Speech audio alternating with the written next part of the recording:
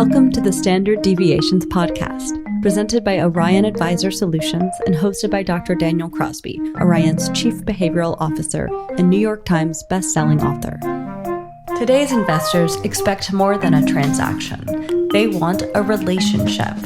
Show how your firm merges EQ and IQ with Orion's BFI 20, a new shareable assessment developed by Dr. Daniel Crosby that provides you with emotional and attitudinal insights into clients to facilitate more meaningful investing conversations from day one. Get started today at orion.com/BFI20. Hello and welcome to the Standard Deviations podcast. I'm your host, Dr. Daniel Crosby, and today I'm joined by Heather Fortner, CEO of SignatureFD, a wealth management firm headquartered right here in ATL, Georgia.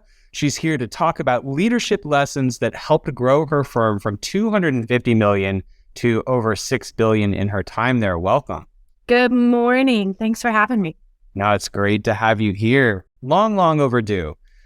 So Heather, you and I, we're going to start with some commonality here. You and I share a background that I think is somewhat unique in the industry. We both share a background in counseling, and maybe it's projection, maybe it's overconfidence, but I'm thinking has informed your leadership as CEO, as well as the specific way that SigFD goes to market and crafts its planning and investing process. So how has that background in mental health impacted the way you lead and the way you go to market?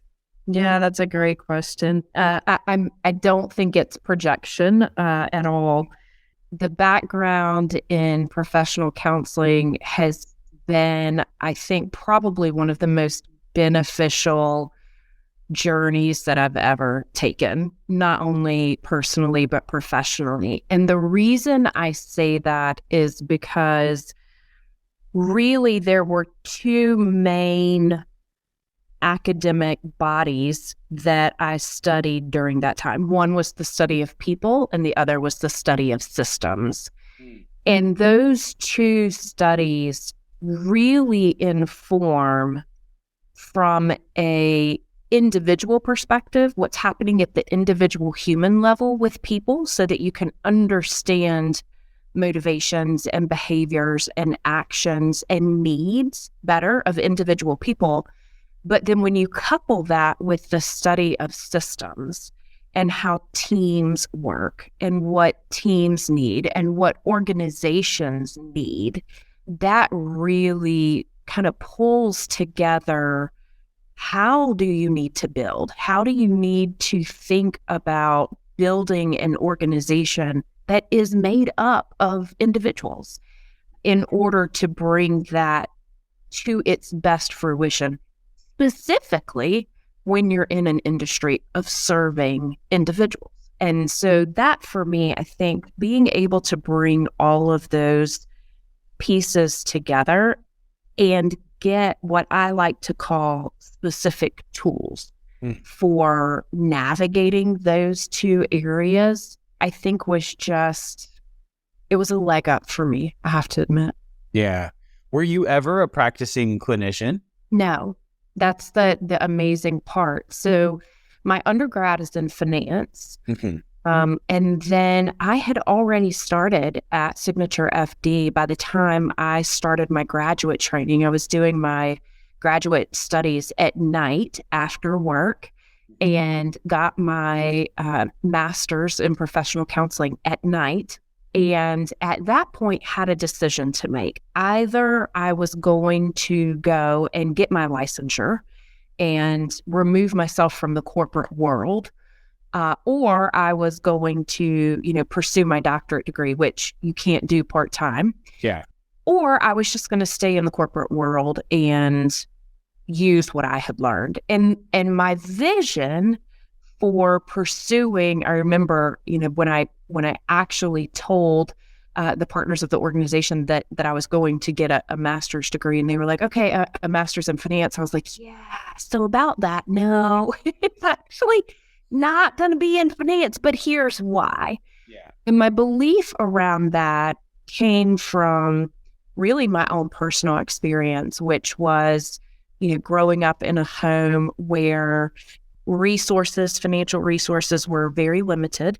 And honestly, the skill in communicating around those resources was very limited. And my belief was that if you could teach people earlier on how to manage money better, financial literacy, and you could teach them how to communicate about money better, counseling type skills, that you could really make significant impact in families and therefore in communities. So that was really the impetus for that. So I just ultimately never wanted to leave the corporate world because I believed that mission of combining the financial literacy and the ability to communicate well around money was incredibly important for me. Yeah, again, perhaps this is again projection or being self-serving, but there was a poll going around on Twitter the other day, and I've seen a handful of such polls, and it was asking, if you could encourage young people to get any of the following degrees to pursue a career in finance, which would you consider? And it was like finance, economics, history, or psychology. And last I looked, psychology was leading the way. And I think it's just a call for us as an industry to look, finance is a true liberal art. It touches every part of the world. And that's one of the reasons it's held my interest, which isn't easy to do, that it's held my interest all these years, is that it sort of touches every part of the world, but especially it touches human behavior. So I think it's awesome that SignatureFD encouraged you to go get advanced training in human behavior, because it's such a huge part. And for me, when I look at the specific things that I learned in my PhD program, I have to say I don't use much of it today. There's some that I use, but the research methods, the inquisitiveness, the ability to ask good questions, and even the non-defensiveness, mixed results there. But one of the most valuable parts of my PhD program was we would literally watch tape. I would sit and counsel with someone, and they would sit there and watch tape of my session and go, this sucked, this was good. Yes. You did this well, you did this poorly. And I actually worked with a bank years ago, a bank in Western Canada that did that with their advisors. They sort of had captive advisors, the bank, sort of bank affiliated advisors, and they would videotape advisor-client interactions and break them down. Yes. And we would be so much better as an industry if we were more sort of locked into that sort of approach. Yes, I completely agree. One of the most, and this kind of goes to the second part of your question, one of the most impactful pieces of training that I remember doing while I was doing my graduate work was the study. It was an entire semester's class, and the entire semester was on learning the skill of active listening. And we would practice every class period for an entire semester just on active listening. And let me tell you, you do not realize how poor of a listener you are until you have to get up on the stage in front of a group of other people with one other person for 30 seconds, just 30 seconds, and listen and then report back what you heard.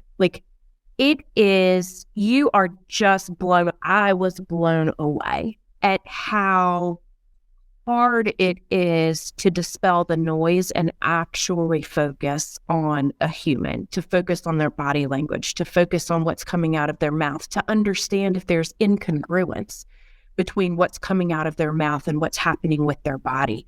So one of the things that we did as an organization was we brought that practice into the organization. And so we went through several training sessions where we did active listening sessions, and we role played and we helped people realize, look, this is just a tool, right? This is something that any person can learn. Anybody can practice. You can practice it in every area of your life. but it's something, it is a tool that you can put in your toolkit to use wherever you go. And this is incredibly important for who we are as an organization and the people, the clients that you serve. And so for us, I think those are the small ways, right, that my training has influenced who we are, what we think about, how we serve, and how we think about, quite honestly, not only just serving our clients, but serving our team. Yeah. Yeah, I was going to ask for a specific example of how your training has impacted the organization. That's a great one. And I can attest that there is no tired, like 8 hours of listening to other people time. Right? You arrive at the end of a day of counseling and you're talking to eight people about the worst week of their lives. Yeah. You are exhausted. And I mean, advisors are in very much the same role. If you're doing it right, it takes a lot out of you. So that's exactly right. I remember during COVID, our advisors were pulling 14-hour days, and they were experiencing everything that our clients were experiencing themselves.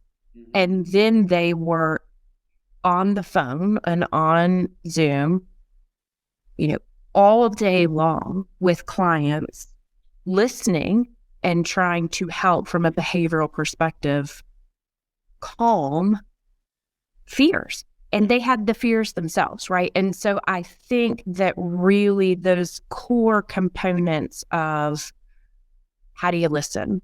How do you talk to people? How do you be empathetic? How do you compartmentalize? How do you not allow that, what is someone else's fear or anxiety, to crush you, right? As you're sitting with them and listening to all of that. What are those type of self-care tools that we can also implement?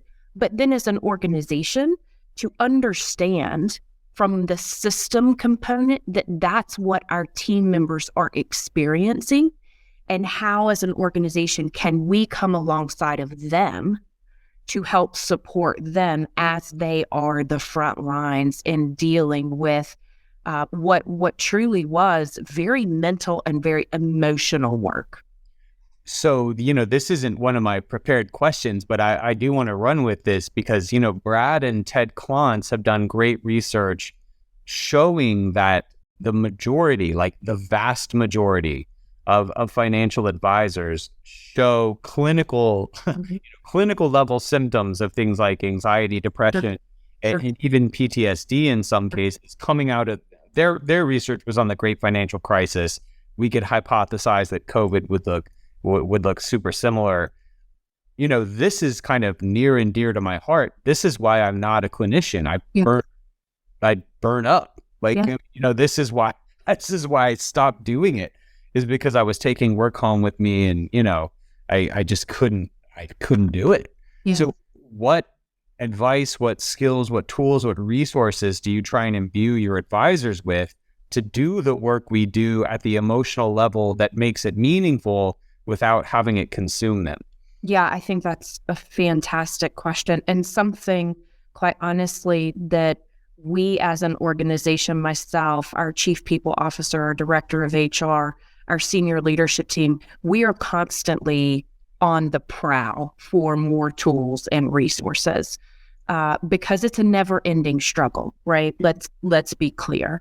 But the hope is that, one, just in acknowledging it and normalizing what people are experiencing. I think there is such research around the fact that when people feel alone and they feel isolated and they feel like they're the only ones that are experiencing these things, these feelings, these emotions, it is so much harder to deal with and so much more desperate, right? So as an organization, we started very early on during that process of talking about it openly, which quite frankly was uncomfortable. It was uncomfortable for me. It was uncomfortable for the organization, but we knew that it had to happen. We had to address it head on, to normalize it, to create some sort of safe space, to be able to talk about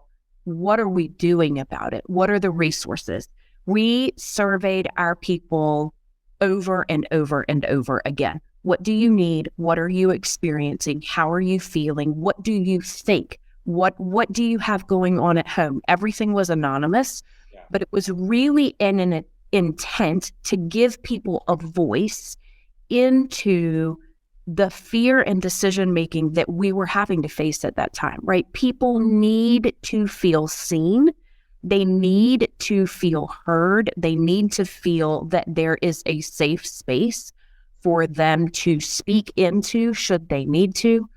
And they need to feel like they belong. And those core needs from our perspective, really, we wrapped programming around those, ensuring that we had employee benefit, mental health counseling that people could call that wasn't related to us. We don't get any information on it, but here's what you get. Here are the resources that you have. Here are the numbers that you can call should you need to. Here's what they do. Here's how they can help you.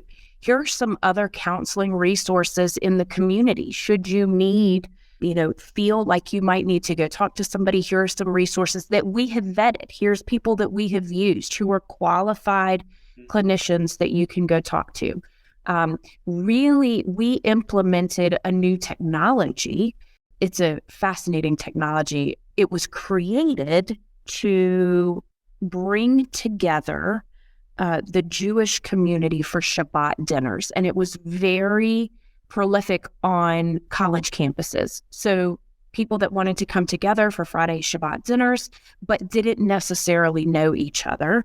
And you could create these events, these offerings, these community type gatherings, and really have a technology that wrapped around that where people could log in, they could see every event that was available to them, and they could request to participate, go host, they could, and through that technology, we as a leadership team said, we're going to create these community type events for people that might need connection, want connection, if you're comfortable. And so we as a leadership team leaned in, we created all these types of events, right? Continuing to build opportunity for people to connect. A lot of them were virtual, but that didn't matter. Some of them were outdoors, right? When people were comfortable to get back outdoors and get together just to create that connection. One of the things that we did was we opened the office in June, and we said, you know what? We have people in our community that are single, that are by themselves, and want people that are home, shoved up at home with 4 kids, and they are going crazy and can't get anything done, right? What do we have to do to get our space open so that, again, our people have a space to go to be their best selves? And we made all of that optional for people. But for us, it was really about, we want you to know that we see you. We want you to know that what you're feeling is normal. We want you to know that you belong here, and we are doing everything in our power to create safe spaces for you to get your needs met. And here are other resources outside of our organization that can help you should you need it. Yeah. And so, that really was, I think, very important for me as a person trained in helping others to ensure that we had as an organization. Yeah, I love that. Normalize it, provide resources, create community, all a huge help. If you're doing this work the right way, it's going to impact you, and you're going to need to take self-care seriously. Heather, listeners to the show will know that I'm a bit of a purpose freak, that I spend a lot of time thinking about meaning and purpose and how to bring this into our clients' lives. You're right there with me. And you've taken the additional step to create something called Net Worthwhile, which is something the SignatureFD uses to help people tie their life purpose to their wealth. Now, this is a bit of a cynical statement. It feels like every financial advisory firm is doing some sort of absolutely, true wealth is more than money thing. But I think with varying degrees of success, Net Worthwhile has been super important and very foundational to the way that you go to market. As practically as possible, what does it look like, and how do you make it more than a tagline? I love that question. To your point, I believe all advisors should be doing something similar, right? That is the whole point. It is very simple. It is the fact that the things that you find worthwhile in life should be supported by the wealth, right? And there are things that are wealth that are not necessarily money. Time, your resources, your energy, your time tower treasures. But all of those things need to come together in support of the things that you find worthwhile in life. Otherwise, you get to the end and you're like, what was it all for? Or you go through life completely discombobulated. And if you speak about the financial services industry in general, if you don't pull all of those pieces together, you can end up in a situation where you have portfolios, money, products that are not integrated, that you don't know why you have them.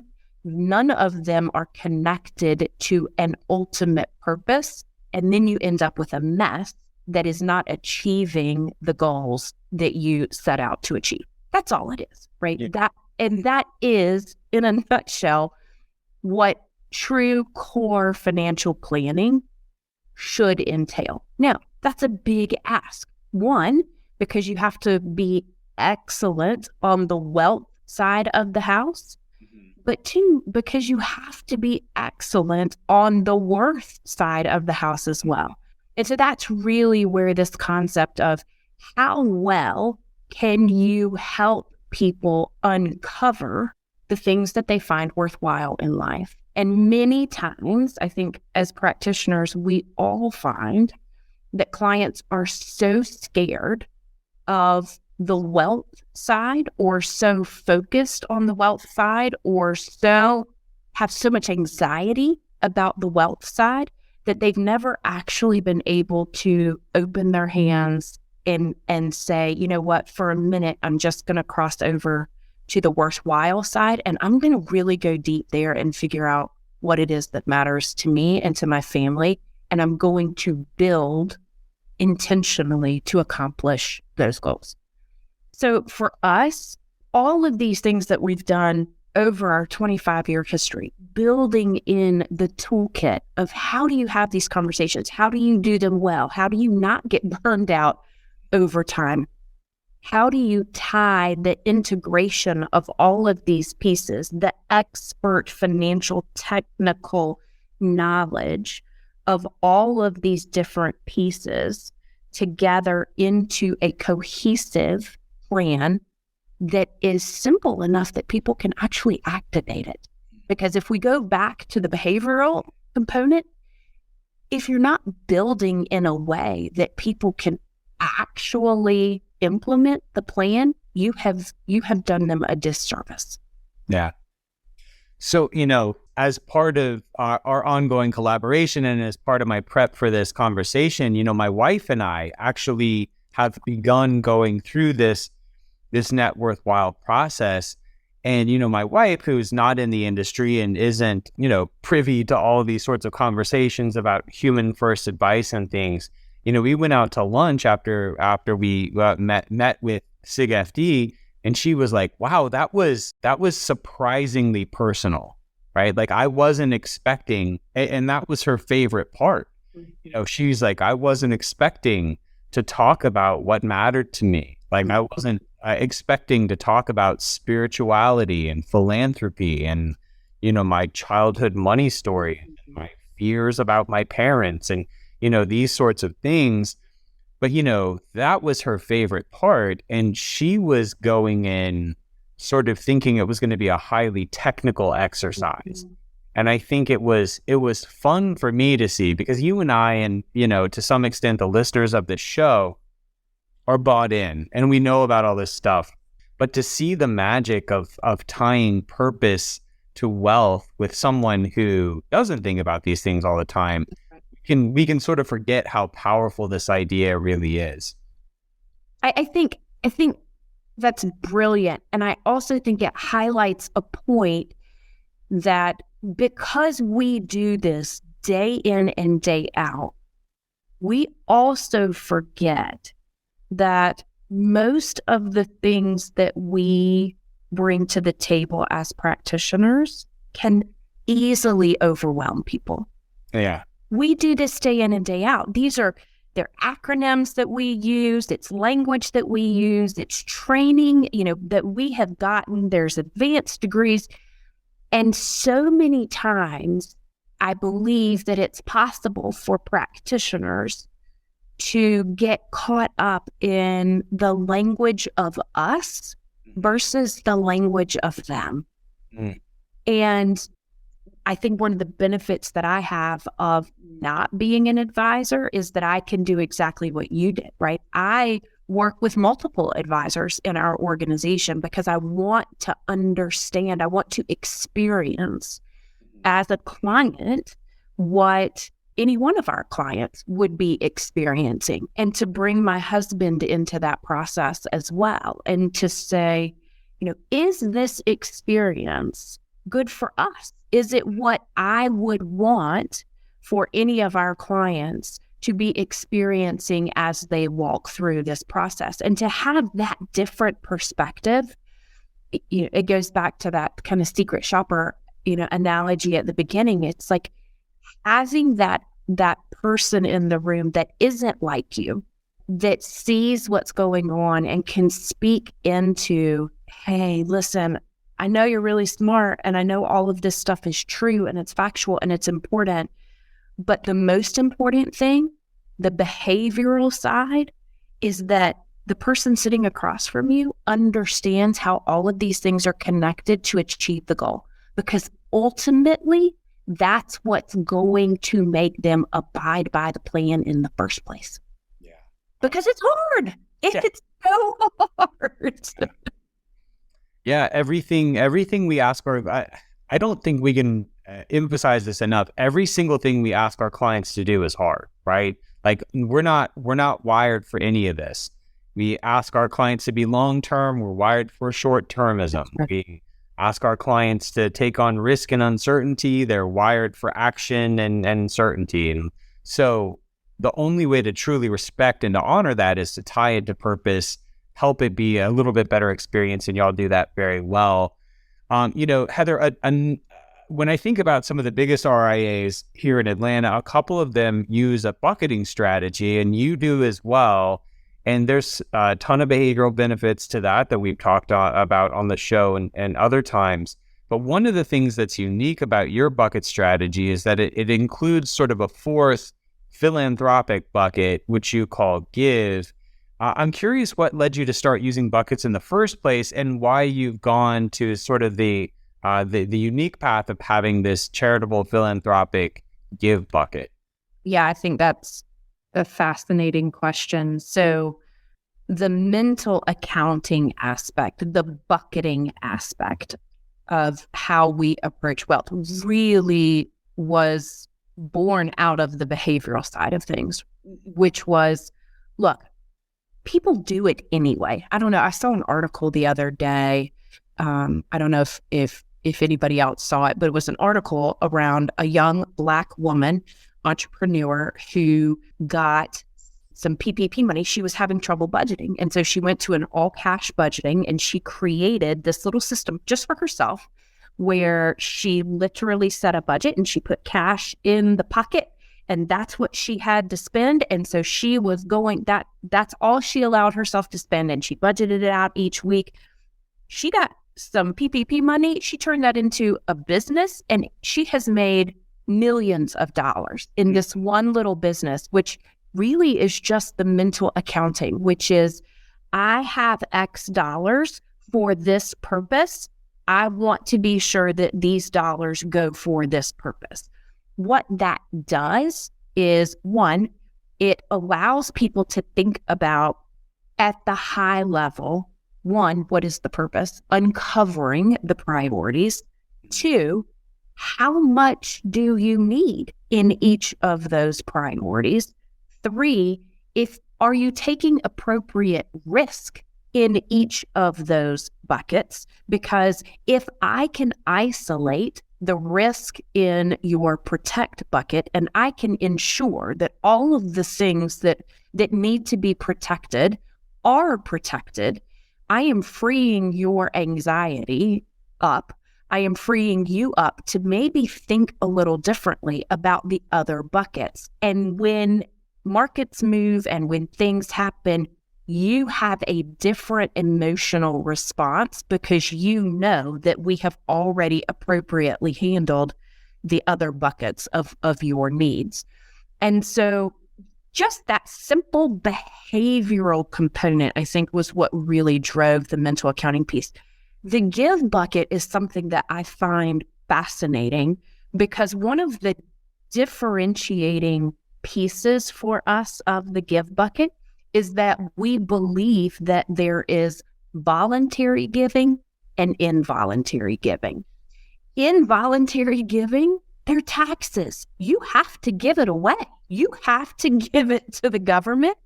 And the reality is that most of us would rather, one, minimize what we have to involuntarily give away. And two, if there are ways to give that same amount that we would have to give away to a more charitable organization, we would opt to do so. If I could give that money somewhere else other than having to give it to the government, because I'm going to have to give it away whatever I do, I would prefer it to go somewhere else that's going to have, impact. So I think our approach of, hey, listen, we are going to address the tax issue head on.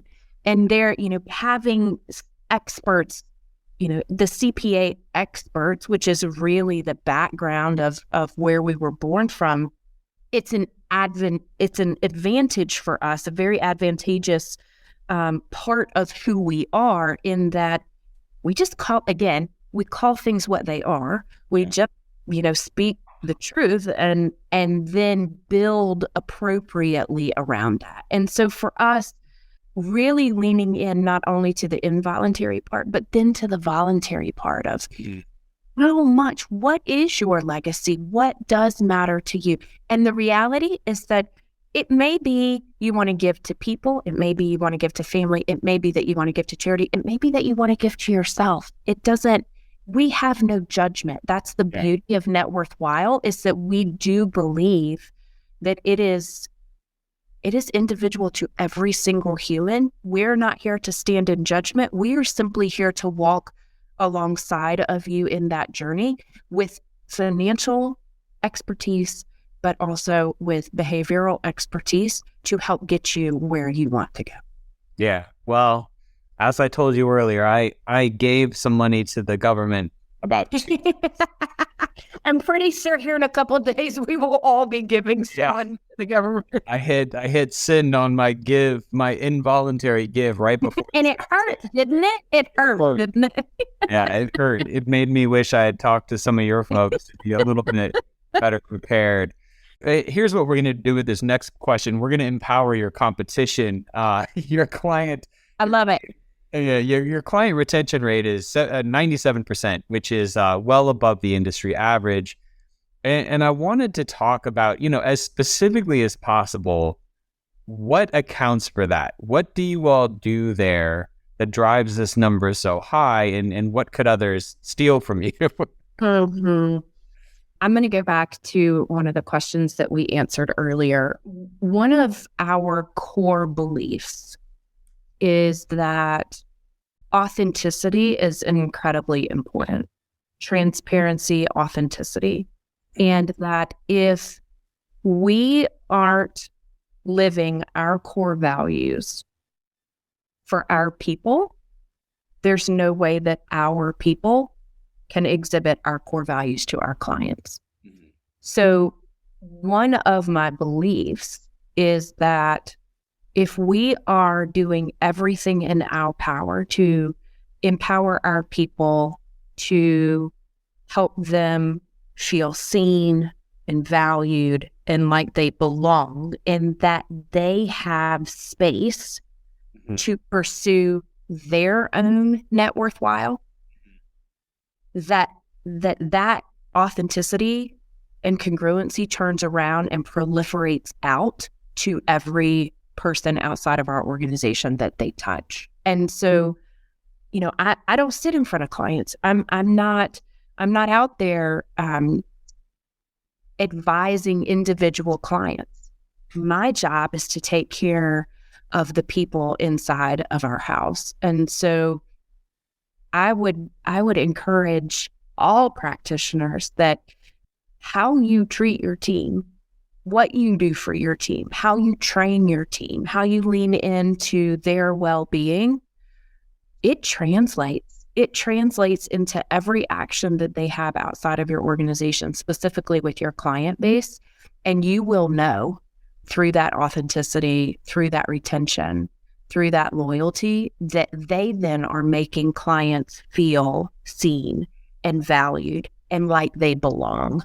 And people stay there. People, all the data shows, people stay where they feel like they belong. Yeah, I bet the listeners could say right now the name of whether it's an RIA or a hotel or a fast food restaurant or whatever, which organizations treat their people well and which don't, because it trickles down. Mm-hmm. And you could say, look, hurt people, and you know who's there because they need a paycheck, and you get served like you're working with someone who needs a paycheck, and you know who's there because they love the game and because they're treated well by their employer. I think that's sort of it's like one step removed, but it's so powerful, and I think it's such a unique take. I love it. So here I'm excited to talk about this next one. SignatureFD recently made a big hire. You hired Tim Maurer, friend of the show and former guest, all around good guy. And I think, the fact that you made such sort of a significant hire telegraphs a bit about where you think the future of financial advice is headed. I mean, that's a guess. Mm-hmm. But, where do you think financial advice is headed 10, 20, 25 years from now? And where do the Tim Maurers of the world figure into that transition? Mm-hmm. I love that question. And I feel very blessed and privileged that we were able to bring Tim into our organization. My belief, and now granted, we all have opinions, right? But one of my beliefs is that the technology is growing and deploying so rapidly that in the future, most of the things that we do that are not human to human conversation related will be able to be done by technology. They will be able to be done more quickly. They'll be able to be done more efficiently. They'll be able to be done more scalable, whether it's pick a portfolio, whether it's do all the administrative work, whether it's, handle the taxes. I mean, and you see a lot of those beginnings now, right? You can load things up in a holistically and I'm going to spit you out a whole tax summary of what's happening. My belief is that those components, those mathematical components, those stop picking, I just am data analyzing and drawing conclusions from that, will be able to be done by a computer. And so if that is the belief, if you trace that belief out and you start to play chess with that, what is it that people desire? And I do think we've seen a lot of this thesis is played out with COVID, which was the human connection was what mattered. Mm-hmm. It was what kept people sane.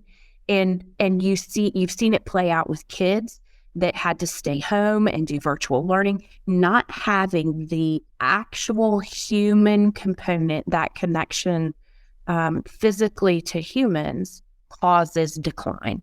It causes decline mentally, emotionally, spiritually, physically, right? And people are now struggling. It's part of the reason that we have such a mental health crisis with our youth right now. And so my belief is that as practitioners, we have an opportunity to really lean into the human side, to become experts in the human side, because ultimately that is where the value is going to be. And most people would say that's really where the value has always been, is that people stay when the relationship is really strong. Now, obviously, you have to have a strong technical game, right? Like you can't be negligent. You can't not be a fiduciary. But for the most part, I would rather do business with people I like than people I don't. That's just human nature. So my belief in, okay, if technology takes all of the technical work away, then our people are going to be the best people that we can help them be. And so bringing in Tim was really twofold. It was, one, how do we build the future training program for the people?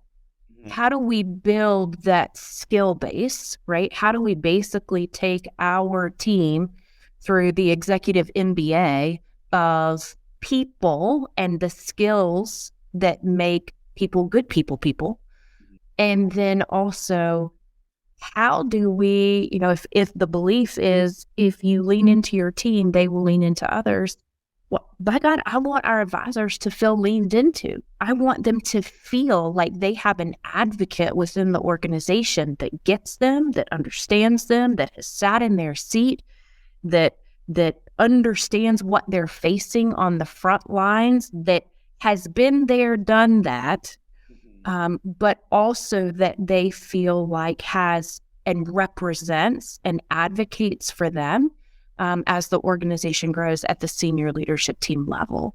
And so, because that's not their job, right? They don't need to have 3 or 4 jobs and be overwhelmed as well. We want them to have a singular focus of serving their clients to the best of their ability, but they do also need to feel supported and seen and valued and advocated for in the organization. And so that was really the twofold reasoning for bringing Tim in. I'm super excited about that. Yeah. Great addition to the team. I was on a panel about AI at the T3 conference a few weeks back. And, I've noticed this tendency among advisors.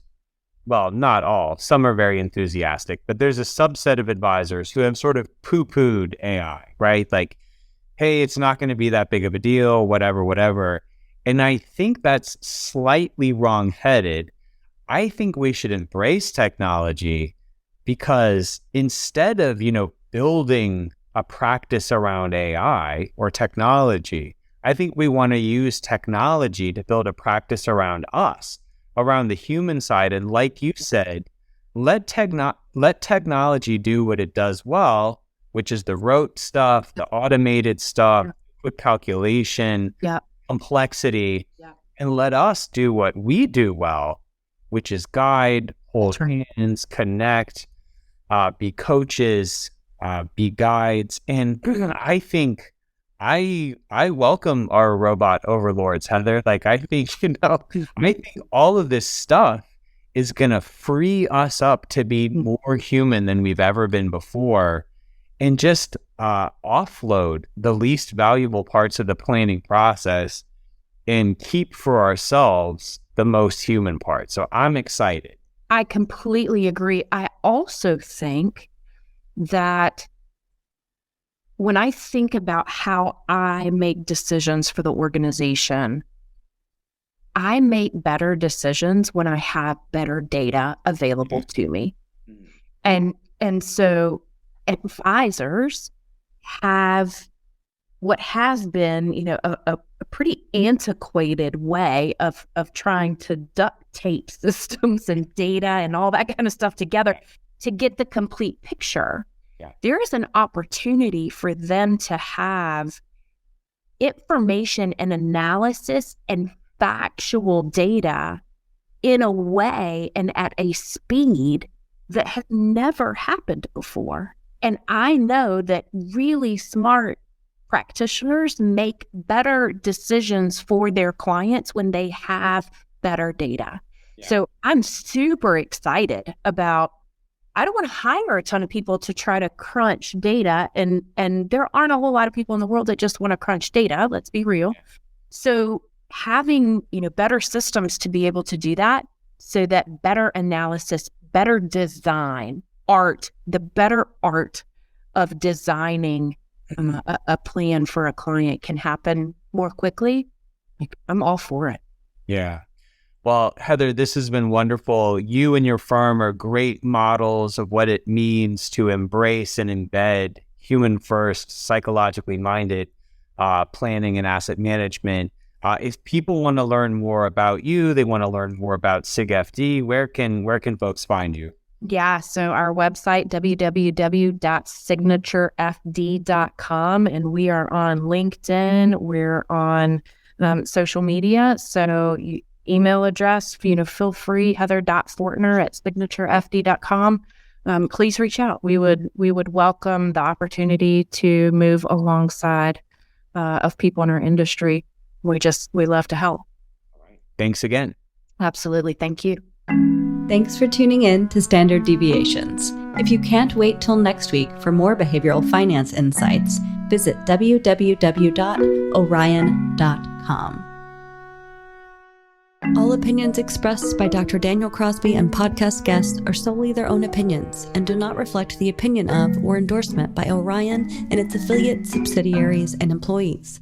This podcast is for informational purposes only and should not be relied upon as a basis for legal, tax, and investment decisions. The opinions are based upon information the participants consider reliable.